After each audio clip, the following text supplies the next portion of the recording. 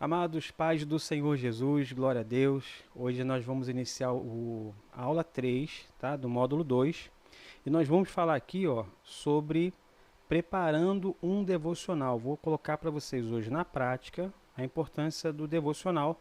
Só que nós vamos fazer juntos, tá?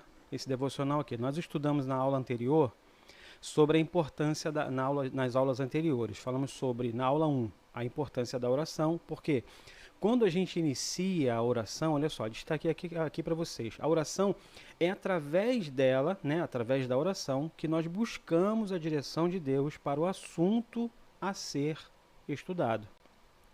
Quando eu vou iniciar uma aula, quando eu vou montar, preparar, eu preciso orar para que Deus me direcione, para que Deus me oriente. Quando eu entro nesse ambiente aqui da oração, é onde o Senhor fala comigo. É onde Ele me mostra o que Ele quer transmitir como ensinamento, principalmente quando o assunto se trata de devocional. Por quê? Eu quero uma vida melhor, eu quero buscar mais ao Senhor. Então, se eu quero buscar mais ao Senhor, o que eu preciso fazer?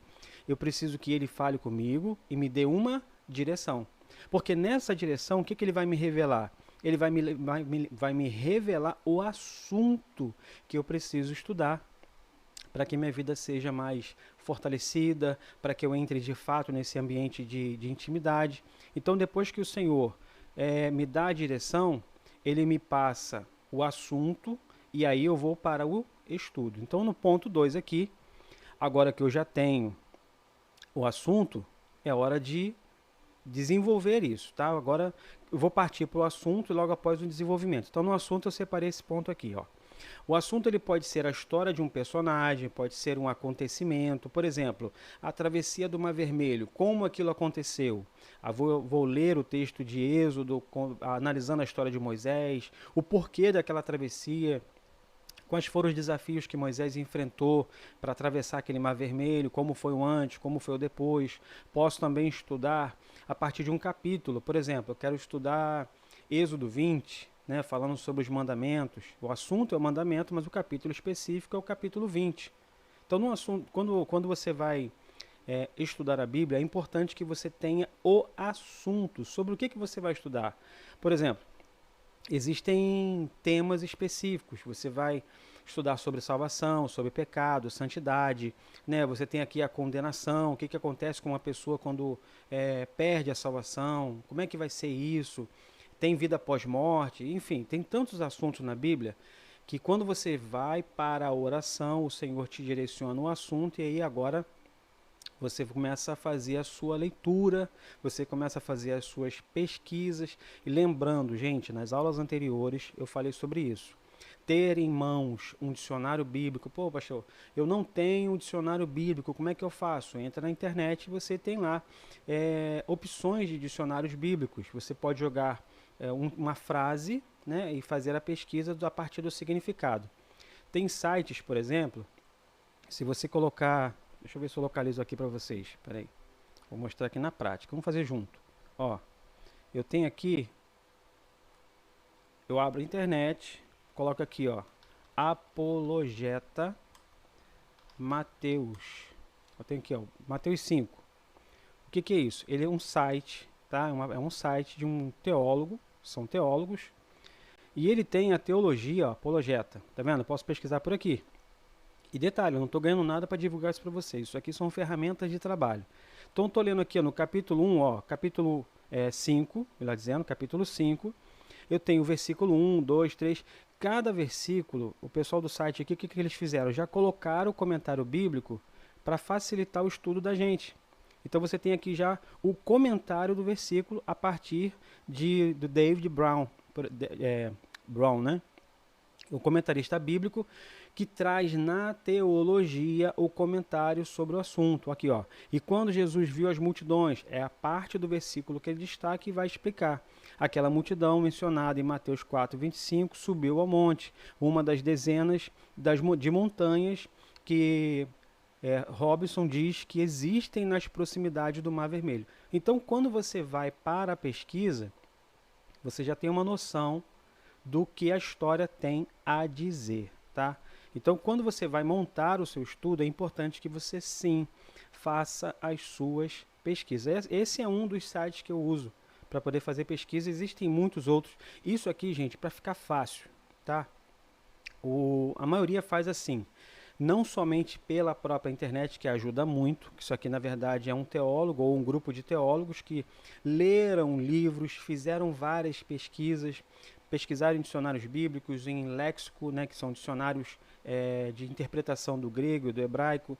Enfim, são vários mecanismos que vocês podem usar para pesquisa e eu recomendo muito, tá?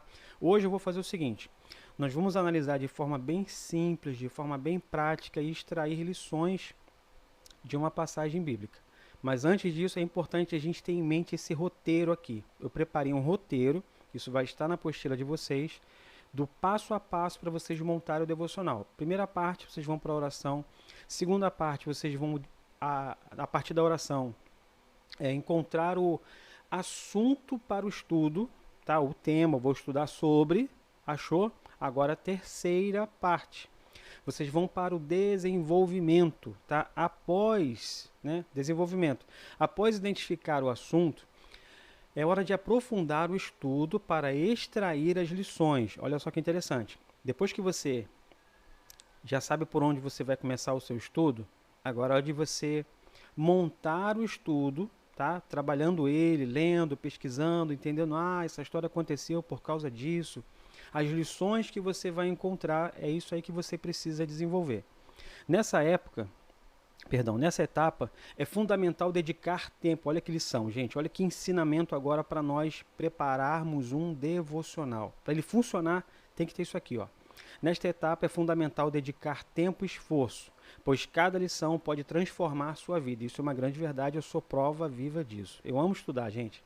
Porque toda vez que nós nos assentamos para estudar, o que acontece é o seguinte, a gente sempre encontra algo para mexer com a gente, sabe? Algo que vai transformar a nossa vida, ok? Então por isso que é importante essa questão do devocional. Continuando aqui, ó. No entanto, essas lições só serão eficazes se forem bem elaboradas. Portanto, é crucial ter em mente que um bom devocional requer amor, olha só, marquei isso aqui, ó. Vou até destacar aqui para vocês. Amor e dedicação. Porque sem isso, o devocional não funciona. Continuando, pois não se resume apenas à leitura da Bíblia, mas sim ao encontro pessoal com Deus. Afinal, ninguém gosta de ser tratado de forma superficial. O que eu quero dizer com isso aqui? Quando nós vamos para um estudo bíblico, gente, é fundamental que nós tenhamos tempo para o estudo. Sabe, você para tudo, é importante que você pare tudo. Pense comigo, o que é ser tratado de forma superficial? Alguém chega para você, aperta a sua mão e vai embora. É rápido. Oi, tudo bem, tchau. Como assim? Oi, tudo bem, tchau. Por que a pessoa não parou, não bateu um papo? Às vezes nós queremos... eu sei que existem pessoas que têm pressa, andam com uma vida muito acelerada e isso é normal. Mas quando o assunto é estudar a Bíblia, é fundamental que a gente não tenha essa coisa de oi, tudo bem, tchau. Oi, Senhor, amém. Aquela oração do almoço, né? Senhor, obrigado por essa refeição, em nome de Jesus, amém. Vai embora, segue a refeição. Se tratando de estudo, não dá para fazer desse jeito, gente. Se tratando de estudo, é importante que você tenha tempo para ler, sabe? Tempo para dedicar-se à leitura, porque naquele momento que você vai ler, Deus vai falar contigo. Então, para que ele fale, você precisa estar atento. Por isso que é importante não tratar um devocional de forma superficial. Ou não, já fiz a minha leitura de hoje. Qual lição que você extraiu? Foi tão rápido. Na verdade, eu nem entendi bem o que eu li. Por que não entendeu? Porque não pesquisou, não dedicou tempo. Poxa, eu li e não entendi, vou pesquisar isso aqui. Dei um exemplo aqui na prática de um site que você pode entrar e pesquisar versículo por versículo. O estudioso ali, o teólogo, o que ele fez? Ele já colocou o comentário de um comentarista bíblico. Ou seja, ele pesquisou o estudo, o texto da Bíblia, dentro de um contexto teológico. Ele buscou uma fonte, pegou a fonte, anexou ao site e disse assim, gente, para vocês que têm dificuldade de estudar e compreender mais sobre Deus, está aqui, ó, o passo a passo, um mapa, e de graça, vocês entram ali e assistem, melhor dizendo, e leem, extraem, copiam, enfim, aproveitem o máximo que vocês puderem, tá bom? Continuando aqui, ó, por isso, estou aqui. tá? Por isso, eu recomendo que seu devocional seja realizado em um horário dedicado e exclusivo ao Senhor, onde você possa oferecer seu tempo, tá? Vou marcar aqui também, ó, tempo e atenção. Isso é indispensável, gente. Se você quiser entender de fato o que você está lendo, o que você está estudando, é fundamental que você tenha tempo, principalmente estudar e ler com atenção, tá? Atenção e sinceridade. Assim, cada devocional se tornará uma experiência, ó, inesquecível. Gente, isso é uma grande verdade. Todas as vezes que nós nos assentamos para estudar e compreender melhor a palavra de Deus, é a oportunidade do Senhor transformar a nossa vida. Por isso que cada vez que você vive uma experiência no estudo que vai que você está querendo aprender, isso com certeza vai transformar a sua vida em nome de Jesus. Bom, visto isto, vamos para o ponto 4, tá? Que agora é a parte da aplicação. Já orei, já encontrei o assunto, já desenvolvi esse assunto, já extraí as lições. Bom, agora que eu já aprendi as lições, já sei quais são, é hora de colocar em prática, tá? Depois de extrair as lições, estou aqui. Depois de extrair as lições, é crucial definir como você as colocará em prática. Por exemplo, se você estudou sobre perdão, reflita sobre as pessoas que você precisa perdoar e sobre as dívidas que você precisa saldar. Estou aqui, gente, olha só. Vamos estudar então, e na minha oração aqui o Senhor me direcionou para um assunto sobre perdão, tá? E agora eu vou refletir, poxa, o Senhor ensinou que é importante perdoar. É importante essa questão do perdão. E na oração do Pai Nosso, a gente faz aquela oração, perdoa as nossas dívidas, assim como nós perdoamos aos nossos devedores. E a pergunta é, será que nós... Olha eu refletindo em um devocional. Será que realmente eu perdoei? Será que a pessoa que me deve algo, me deve uma satisfação, me deve um pedido de desculpa, um pedido de perdão, será que eu perdoei aquela pessoa de verdade? Então aqui, ó, nessa parte da aplicação, o que acontece? É onde as fichas caem. É onde a gente senta e diz, meu Deus, eu não fui tão sincero quanto eu deveria. Estou orando a oração do Pai Nosso, né, falando sobre perdão. Senhor, perdoa as nossas dívidas, assim como nós perdoamos. Ou seja, já perdoei. Será que eu perdoei? Na verdade, eu não perdoei. Então, aqui, ó, nessa parte de aplicação, é onde você vai encontrar na sua vida onde aplicar o que você estudou, tá? Aqui você vai identificar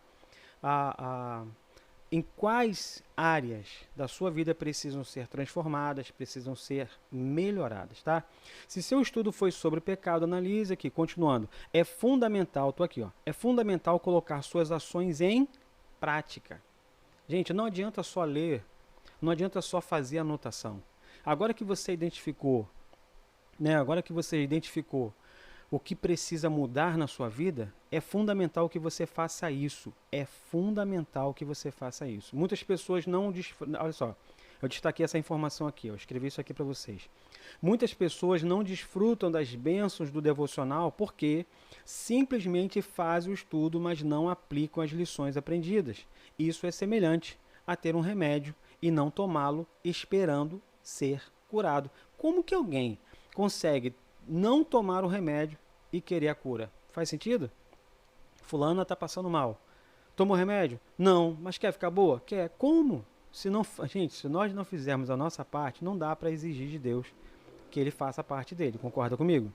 Então, com base nisso, tá? Visto aqui os 4 pontos principais para você desenvolver um devocional. Primeiro ponto, oração. Segundo ponto, você tem o assunto, porque na oração Deus revela. Terceiro ponto, nós vimos aqui, você vai ter o desenvolvimento, tá bom? Desenvolvimento. Aí, para concluir, vem a aplicação, ok? Tá bom? Vamos lá, gente. Agora que você, continuando aqui, isso tudo aqui está na apostila de vocês, mas eu estou lendo para dar uma ideia mais profunda sobre o assunto. E detalhe, a gente vai ler aqui na prática o texto de Lucas, capítulo 15, versos 1 ao 32. Nós vamos ler esses versículos e é importante que você os leia, tá, durante o seu estudo aí, porque você se familiariza com a Bíblia, tá bom? Vamos lá, gente, vamos ganhar tempo aqui então?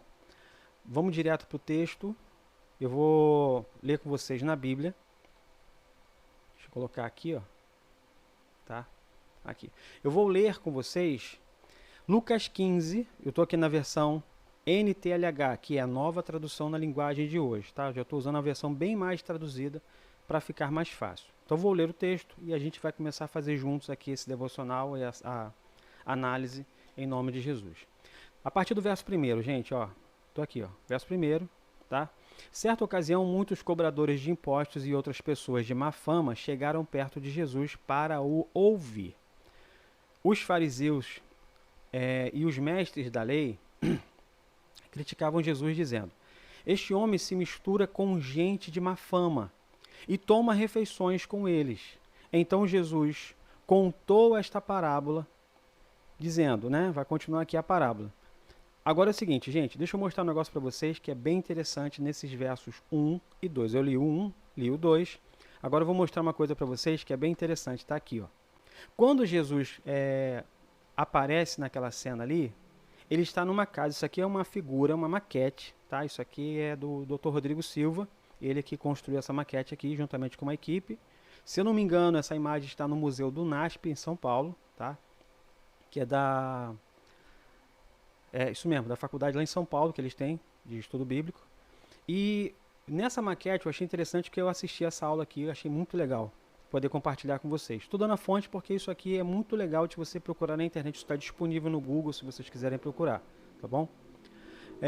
Aqui é uma casa baseada na cultura da época, então baseada na arqueologia, porque ele é arqueólogo, eles fizeram várias pesquisas e montaram uma ideia, né, a imagem, essa aqui é a ideia de uma imagem da casa do tempo de Jesus. Por que essa imagem está aqui para nós refletirmos? Perceba que aqui tem um segundo andar, tá bom? Olha só que legal. Estamos no segundo andar. E agora observe isso aqui, ó. Isso aqui é uma refeição, é uma mesa. Literalmente eles sentavam-se ao chão. Em muitas casas isso acontecia, algumas poucas tinham mesa. Mas a maioria era assim, a refeição ao chão. Agora percebe que aqui, ó, tá vendo esse vão aqui aberto? Não tem parapeito, não tem proteção nenhuma, não tem parede. Aqui é a simulação de um céu aberto, esse recuo aqui, ó, é a simulação de um céu aberto. Então vou voltar para cá, tá?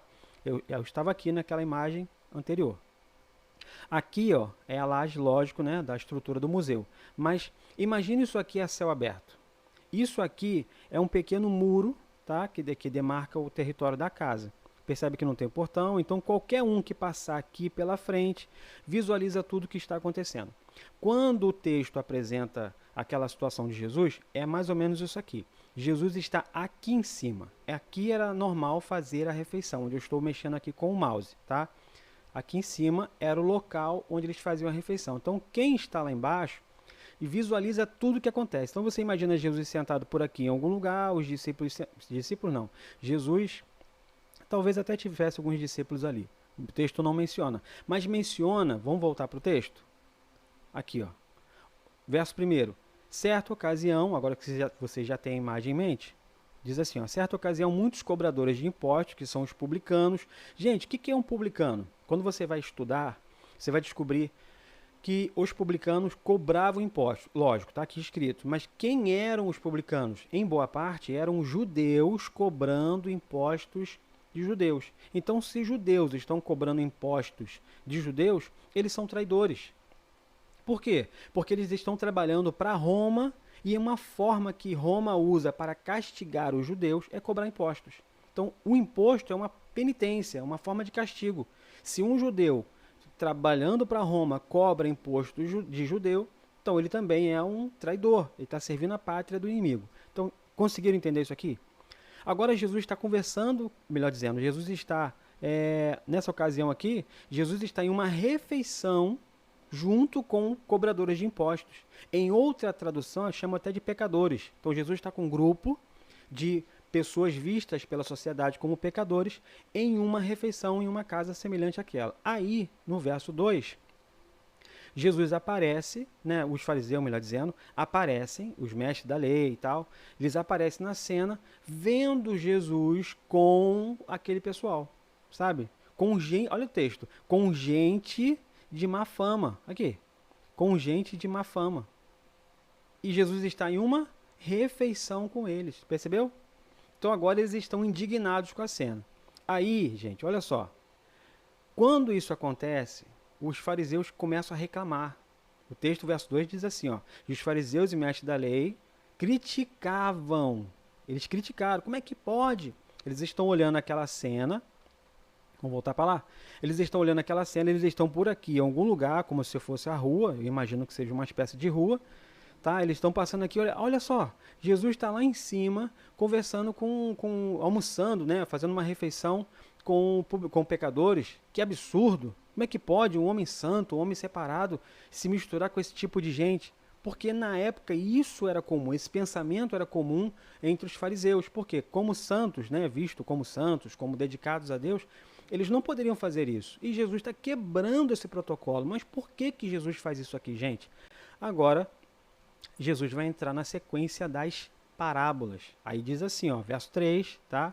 Então Jesus contou esta parábola. Ele inicia, verso 4. Se algum de vocês tem 100 ovelhas e perde uma, por acaso não vai procurá-la? Assim, deixa no campo as outras 99, e vai procurar a ovelha perdida até achá-la.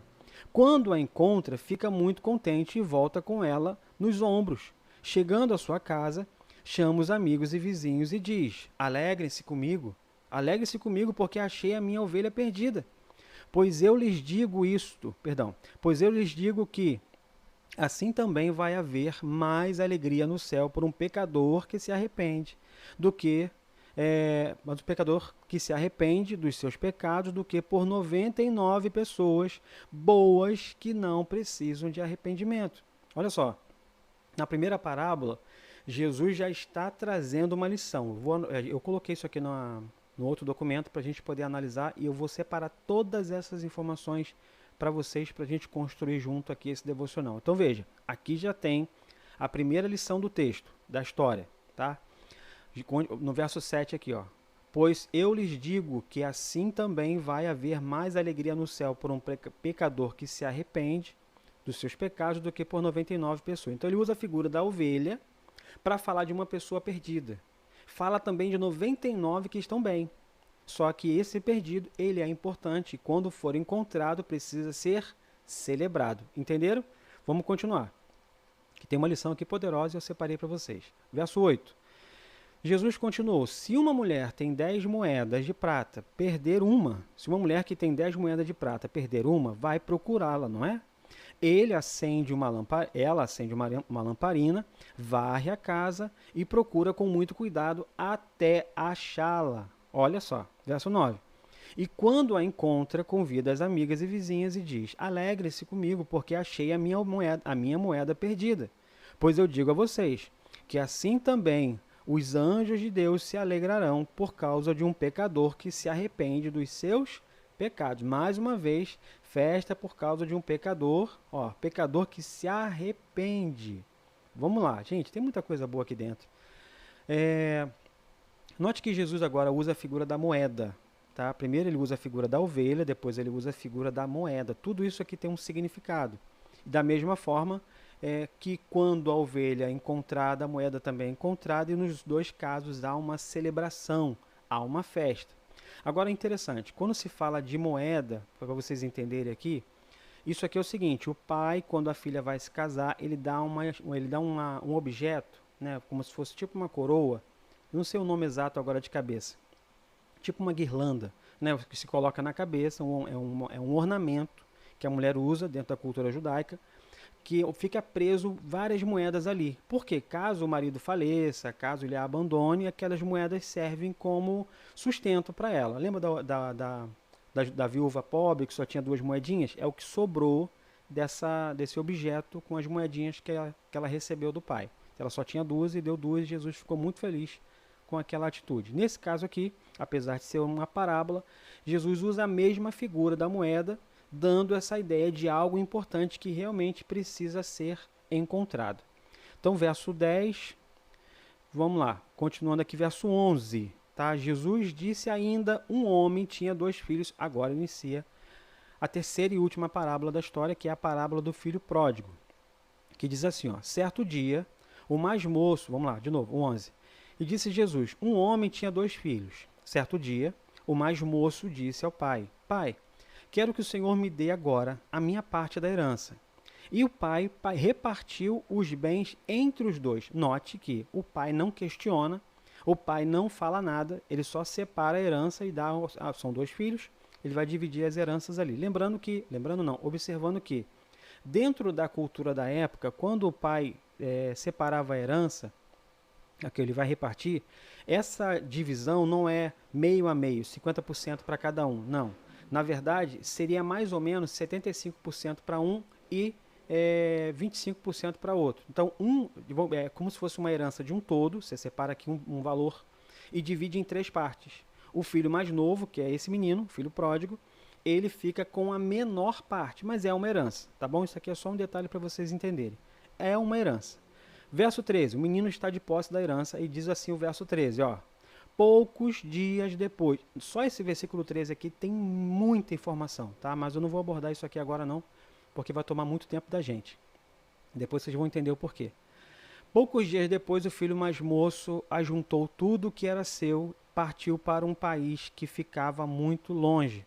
Ali viveu uma vida cheia de pecado e desperdiçou tudo o que tinha. Caso vocês queiram um estudo sobre esse versículo 13, depois vocês comentam comigo que eu preparo para vocês. É poderoso demais, tá? Verso 13. Verso 14. Lembra aqui, ó. Verso 13, ele separa tudo, ele vai esperar um tempo e vai embora. E vai para um lugar bem distante. Verso 14. O rapaz já havia gastado tudo. Agora, Jesus dá um pulo no tempo. Porque entre o 13 e o 14... Lembrando que isso aqui é uma história. Por que Jesus está contando essa história? Jesus está contando essa parábola, né, uma história, para fazer os fariseus, os mestres da lei, refletirem sobre quem é Deus, como Deus pensa, o que é o pecado, a salvação. Tem uma série de lições aqui que Jesus está transmitindo só contando história. E no verso 14 ele dá um pulo no tempo, dizendo assim, ó, o menino, aqui ó, no 13... ele tinha tudo, tá? Ele recebeu tudo, pouco tempo depois, ele espera um tempo e vai embora. E agora o tempo passou, ele pegou esse dinheiro, gastou tudo. Aí o verso 14. O rapaz já havia gastado tudo quando houve uma grande fome naquele país e ele começou a passar necessidade. Então, aqui o tempo já passou, ele já gastou, o rapaz já gastou a herança dele, agora ele está passando fome, agora ele está passando necessidade. E no verso 15, continuando, diz assim, então procurou um dos moradores daquela terra onde ele estava e pediu ajuda. Este o mandou para uma fazenda a fim de tratar de porcos. Olha a vida do cara. O pai era dono de posses, né? Eu imagino que o pai tinha seus gados, suas criações. Agora o cara está cuidando de porco. Gente, cuidar de porco numa cultura judaica é absurdamente errado. Porque porco na cultura judaica é um animal imundo. Então ele vai para um lugar distante, tá? Olha só, isso aqui é importante perceber. Ele vai para um lugar distante para fazer uma coisa suja. Ele já errou nas suas atitudes, porque o pai está vivo, gente. Pedir herança, olha só, pedir herança, verso 13, verso 12. Pedir herança, aqui, de um pai vivo é desejar que o pai morra. Presta atenção nisso aqui. Herança só se dá depois que o proprietário da herança falece. Eu tenho 2 filhas, o que ficar depois da minha morte fica para minhas filhas, né? Para minha esposa, para elas, fica de herança, porque eu já morri, sabe? Agora, nesse caso aqui, o pai está vivo e o filho está pedindo herança. E Jesus está falando isso para os fariseus, dando a eles a ideia de crítica, de pessoas que erram, pessoas que falham.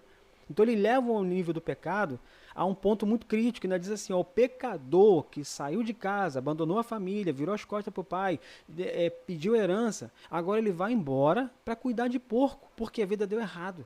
Gente, isso aqui é uma lição poderosa. Toda vez que nós tomamos a decisão errada na vida, alguma coisa vai acontecer de ruim. Então preste atenção.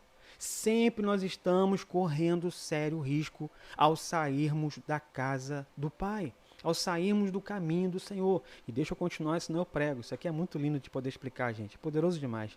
Verso 16. Ali, com fome, ele tinha vontade de comer o que os porcos comiam, mas ninguém lhe dava nada. Aqui, aparece aquela alfarroba, né? A comida do que o porco é uma ração, uma espécie de alimento que era usado para os porcos ficarem fortes, sadios, sabe? Continuando. Verso 17. Caindo em si. Olha que frase. Caindo em si. Isso aqui eu vou destacar para vocês. Caindo em si. É aquele momento que a ficha cai. Meu Deus, o que eu fiz? Continuando. Caindo em si, ele pensou: quantos trabalhadores de meu pai têm comida de sobra e eu estou aqui morrendo de fome? Ó, e eu aqui morrendo de fome. Ele lembra da época da fartura, ele lembra da época da mesa posta, dos alimentos que ele tinha, da variedade de comidas, porque o pai era bem sucedido, né? Um pai bem administrado. Verso 18. Vou voltar, olha aqui. Vou voltar para a casa do meu pai e dizer: pai, pequei contra o céu pequei contra o céu e contra o Senhor. Falhei contra Deus. O que ele está dizendo? Falhei contra Deus, pequei contra Deus e contra o Senhor, meu pai. Verso 19. Eu não mereço mais ser chamado de filho. Olha o complexo de inferioridade. Sabe aquela pessoa que erra na vida e diz assim: cara, eu não mereço uma segunda chance, eu não mereço uma oportunidade, eu mereço sofrer, eu mereço isso, eu mereço aquilo. A pessoa entra num estado de negativismo tão grande, e é aqui que está isso que está acontecendo com ele. Continua. Me aceite, isso aqui ele está ensaiando, tá? Naquele local, lá naquela cidade, ele está planejando voltar para a casa do pai, e nesse plano de retorno, ele está ensaiando uma frase. Me aceite como me aceite como um dos seus trabalhadores. Então, verso 20, então saiu dali, agora que ele ensaiou, isso aqui é arrependimento. No grego é metanoia, em algum momento vocês vão ouvir falar sobre isso. O que é metanoia? Metanoia é mudança de mentalidade.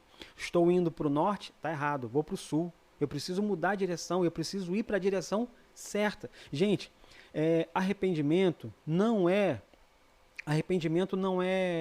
você parar de pecar. Arrependimento é parar e se direcionar para o caminho correto, tá? Então, verso 20, então saiu dali e voltou para a casa do pai. Quando o rapaz ainda estava longe de casa, o pai o avistou e com muita pena do filho correu e o abraçou e o beijou. E o filho disse: pai, pequei contra o céu. Olha a frase que ele ensaiou aqui, ó. Aqui, vou destacar para vocês. Olha a frase que ele ensaiou: pai, pequei contra o céu e perante o Senhor e não mereço ser chamado de filho. Não foi isso que ele ensaiou lá atrás, no verso anterior, versos anteriores? Agora ele está colocando em prática o que ele ensaiou. Isso aqui é um dos maiores gestos de arrependimento. Quando se fala de devocional, por que eu destaquei lá que é importante que vocês coloquem em prática na hora? Porque se você colocar em prática na hora, tua mente, o teu coração, teu espírito, sabe, tua alma, você está 100% disponível para mudanças. Quanto mais rápido você agir, é melhor. E o garoto está fazendo isso. Ensaiei, pé na estrada, vou voltar para casa, não se sabe como ele chegou em casa, porque ele vai para uma região muito longe, se ele não tinha dinheiro, ele se organizou. E aqui me ensina uma lição poderosa. Toda pessoa que quiser mudar de vida, ela pode mudar. Como? Tendo atitude, ok? Verso 20, 21. O filho disse: pai, pequei contra Deus e contra o Senhor e não mereço ser chamado de teu filho. Aí ele ia continuar o seu discurso, porque lá no ensaio ele planejou fazer o quê? Na segunda frase, primeiro ele falou, na segunda não mereço ser chamado de filho, me dá um emprego, eu serei seu funcionário. Antes dele falar essa frase, olha o que o pai diz. Mas o pai, olha, gente, isso é lindo. Mas o pai ordenou os empregados depressa. Mas o pai ordenou aos empregados: depressa, tragam a melhor roupa e vistam nele. Põem um anel no dedo dele e sandália nos seus pés. Isso aqui é outra lição poderosa. Detalhe, eu não anotei aqui as lições ainda não. Vou separar daqui a pouco para vocês. Isso aqui eu só estou comentando para vocês entenderem a profundidade dessa história. Porque quando se fala aqui, aqui ele interrompe o garoto. Primeiro, tá? O garoto está falando, ele para. Agora é minha vez de falar. Mas o pai ordenou os empregados: gente, vem cá, todo mundo, vem cá. Depressa, tragam a melhor roupa e vistam nele. Por quê? Qual é o traje que esse garoto chegou, gente? Passando fome, passando necessidade, a roupa está bonita? Não. A roupa está passada? Não. A roupa está intacta? Não. Então eu imagino um cara sujo, com uma roupa rasgada ou danificada de alguma forma. Eu imagino uma roupa toda amarrotada, aquela aparência de morador de rua. Eu imagino. E ele diz assim, ó, troca as vestes. O menino está com uma aparência de alguém que faliu, mas eu quero dar uma aparência de alguém que está sendo restaurado. Glória a Deus, gente. Eu estou chorando aqui, gente. Quantas vezes o Senhor Jesus olha para nós, sabe, sujos, bagunçados, com marcas de pecado na vida, e Ele decide olhar para nós com seu olhar de amor, porque Ele é Pai. Ele é Pai, gente. E como Pai, Ele vai cuidar da gente, Ele vai olhar para nós e vai nos dar uma nova chance a partir de um arrependimento. O garoto voltou para a casa do pai. Ele foi ao pai, ele foi de encontro ao pai, sabe? Então aqui, ó, o menino volta, ele volta. Verso 22, olha que interessante. O pai pega uma roupa nova, eu não quero esse menino com aparência de mundo, com aparência de falido, fracassado, sofredor. Coloca a veste nova. Ponham anel no dedo dele. O que é isso? Lembra do anel? Da aliança, do casamento? Anel é aliança, anel é símbolo de compromisso, anel é símbolo de união, anel é símbolo de unidade. O pai está dizendo, o meu filho me abandonou, mas eu não o abandonarei. Ainda que um pai, uma mãe te abandone, diz o Senhor, eu não o abandonarei. É impossível não chorar, gente. É impossível não chorar diante de um Deus que é tão lindo, que cuida da gente com tanto amor. Continuando. E sandália nos pés. Então veja, deu um banho no garoto, deu veste nova. Na veste nova está dando uma aparência nova, no anel ele está dizendo, eu tenho aliança com esse garoto e a sandália. O garoto chega em casa descalço.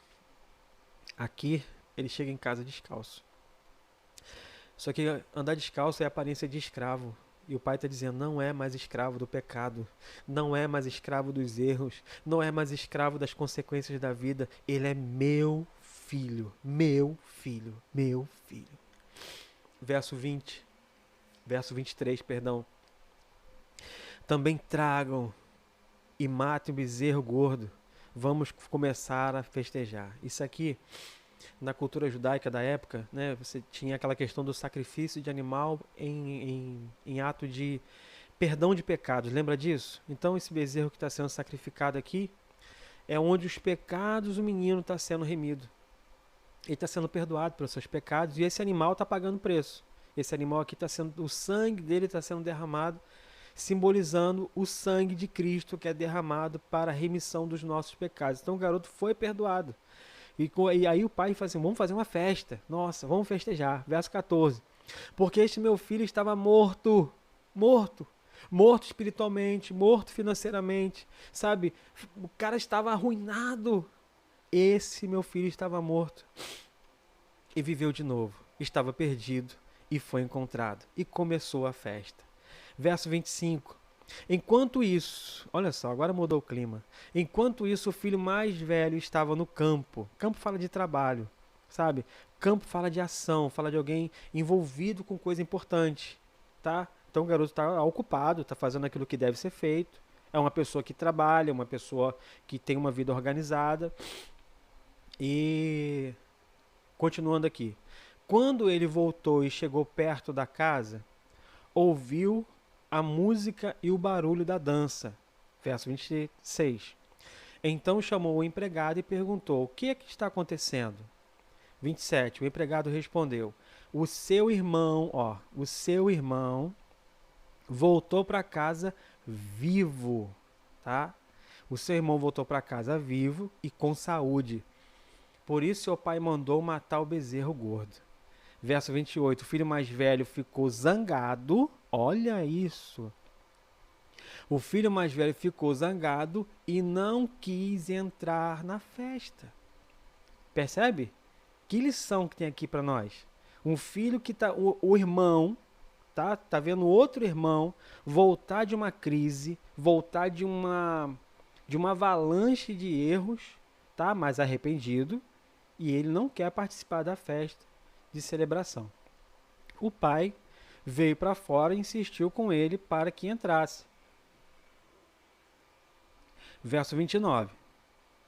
Ele respondeu, faz tantos anos que... Olha a frase do irmão. O pai chama para a festa e ele diz assim, ó, faz tantos anos que trabalho como um escravo para o Senhor e nunca desobedeci uma ordem sua. Olha só. Em vez dele participar da festa, ele não quer participar e ainda diz assim, esse menino aí, tá voltando e o senhor está fazendo festa.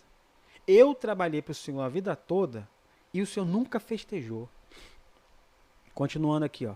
Mesmo assim, o Senhor nunca me deu nem ao menos um cabrito para eu fazer uma festa com meus amigos. Porém, esse seu filho desperdiçou tudo que era do Senhor, gastando dinheiro com as... Vou destacar, ó. Gastando dinheiro com as prostitutas. Pergunta que eu faço para vocês. Como é que ele sabia que o irmão estava gastando dinheiro com prostituta? Se o irmão foi para um lugar tão longe, se naquela época não tinha WhatsApp, não tinha rede social, como é que ele sabia que o irmão estava envolvido com prostituição? Se envolvendo com gente desse tipo? Misericórdia, né? Dá para tirar uma lição poderosa aqui, sim ou não? Pessoas que ficam monitorando a vida da gente para saber onde nós estamos errando, para que na hora certa ele fale. Olha só, pergunta que eu faço para vocês. Por que esse filho, né, o filho mais velho, por que ele não falou isso aqui, que o menino estava envolvido com prostituição, antes dele voltar para casa? Por que ele esperou o garoto voltar para casa para comentar? Isso aqui fala muito ao meu coração. Porque tem pessoas que procuram falhas na vida da gente e ficam observando, guardando para si, esperando o momento certo de poder acusar. Por quê? Se ele falasse antes, o pai diria assim, cara, o menino já está vivendo a vida dele, cara, deixa ele. Então não ia servir essa informação. Mas aqui não. Quando ele vê o menino voltar e diz, agora que eu vou desmoralizar o cara. Vamos lá. E agora, tá? Tô aqui. E agora, ele volta e o Senhor manda matar um bezerro. Esse garoto gastou seu dinheiro com a prostituta. Sujou o nome da família. Agora ele volta para casa e o Senhor ainda diz que ele é filho, vai fazer festa? Não é possível. 31.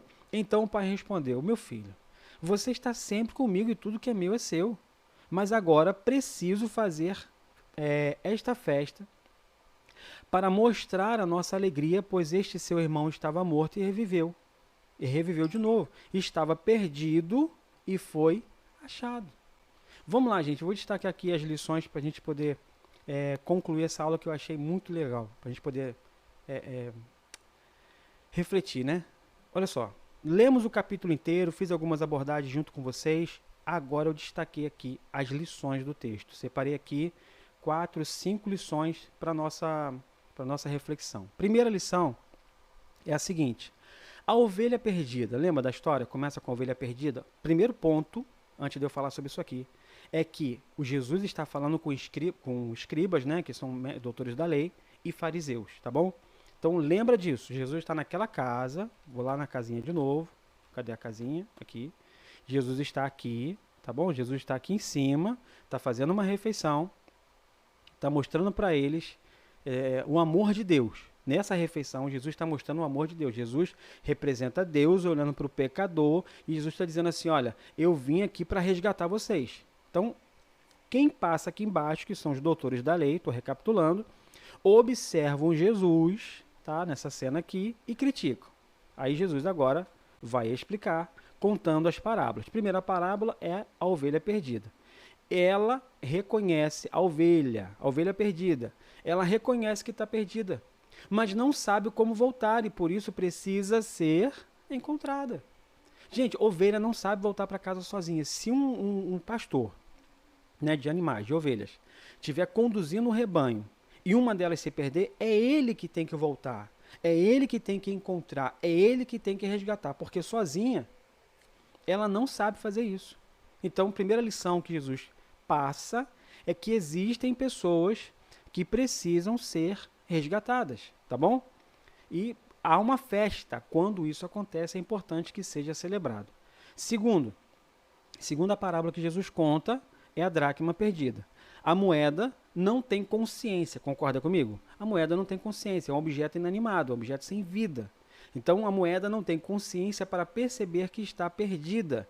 E isso se refere a alguém que está perdido, mas não tem consciência disso. Gente, por incrível que pareça, tem gente que anda perdido, tá? Anda perdido, mas não tem consciência.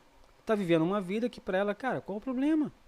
Tudo bem, eu não vou para a igreja, né? Mas eu não bebo, eu não fumo, não cheiro, não faço isso, não faço aquilo e tá tudo certo. Qual o problema? Só porque eu não vou para a igreja, eu não vou ser salvo? Tem muita gente que pensa dessa maneira. Então, assim, o fato da pessoa não querer ir para a igreja é um direito dela.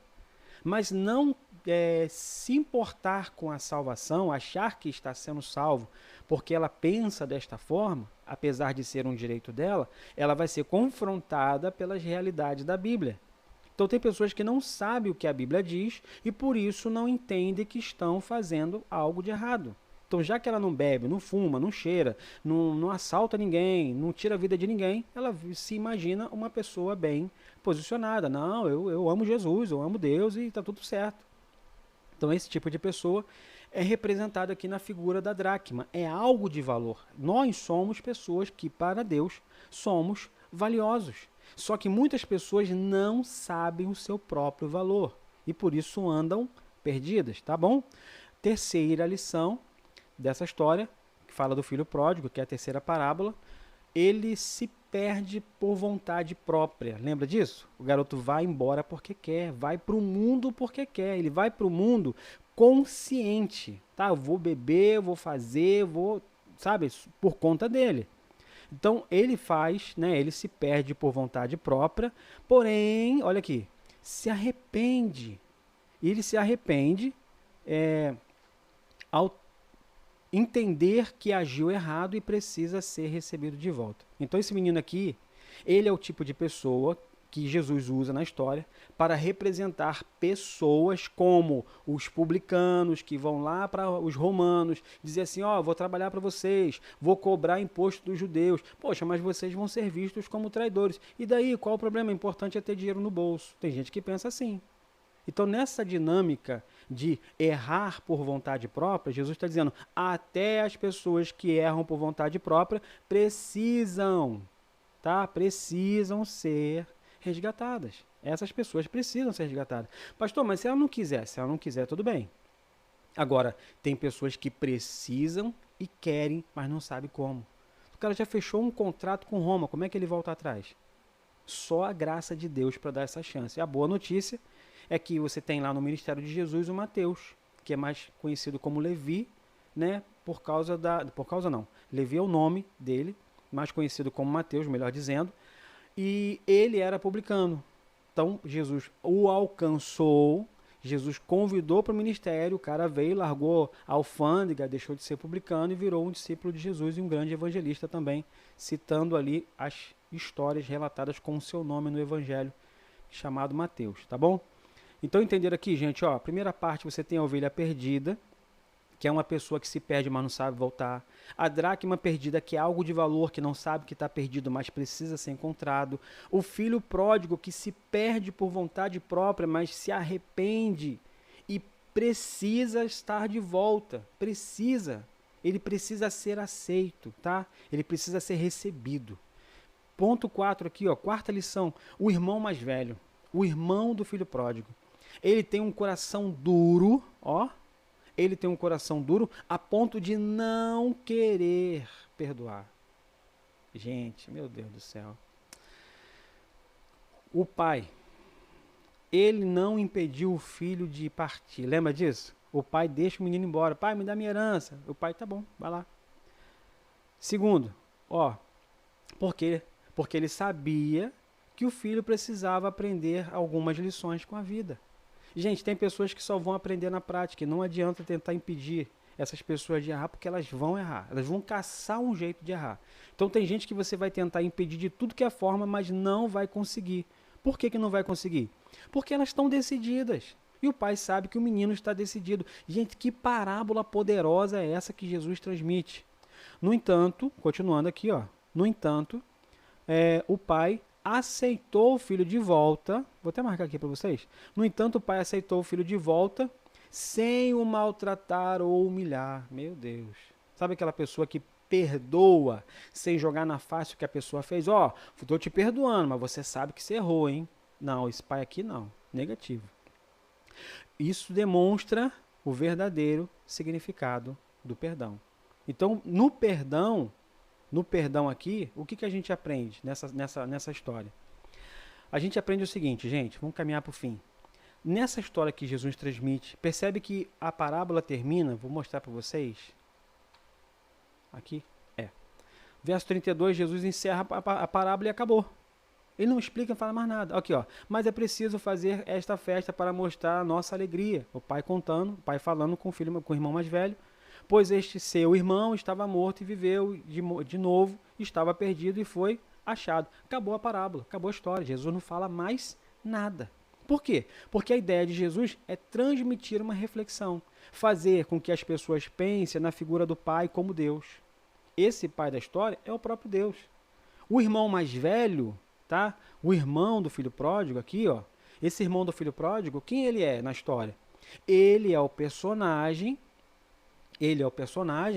que representa, às vezes, nós que estamos aqui estudando, que não queremos perdoar quem nos ofende, que não queremos dar uma nova chance para alguém que nos decepcionou. Esse é o irmão do filho pródigo. Fica uma lição para nós aqui.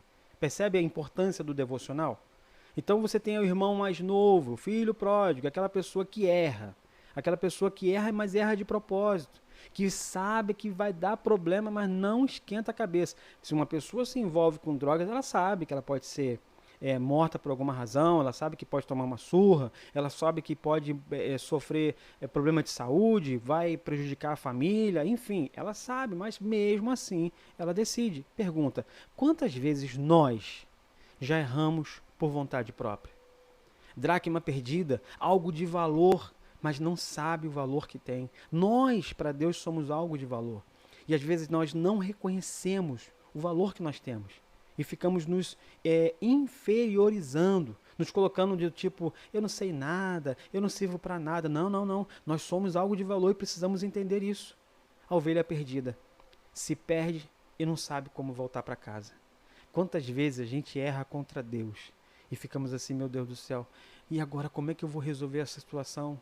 E agora como é que eu vou sair desse problema? Eu não sei encontrar a saída. Às vezes nós ficamos assim.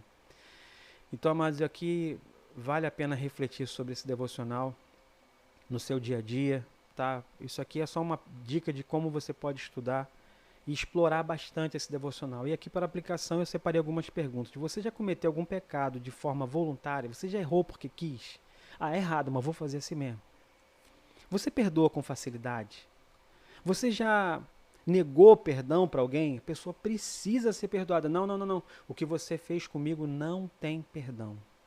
Última pergunta para a gente encerrar. Que lição você aprendeu com o estudo de hoje? Então, na apostila de vocês, essas perguntas vão aparecer ali e eu faço questão que vocês respondam. Isso aqui não é para mim, tá? Todas as perguntas dos questionários são para vocês. É para vocês avaliarem o que vocês aprenderam, é para que vocês exponham a opinião de vocês e aproveitem o melhor possível de cada estudo. Que Deus abençoe e bom devocional em nome de Jesus. Até a aula de número 4.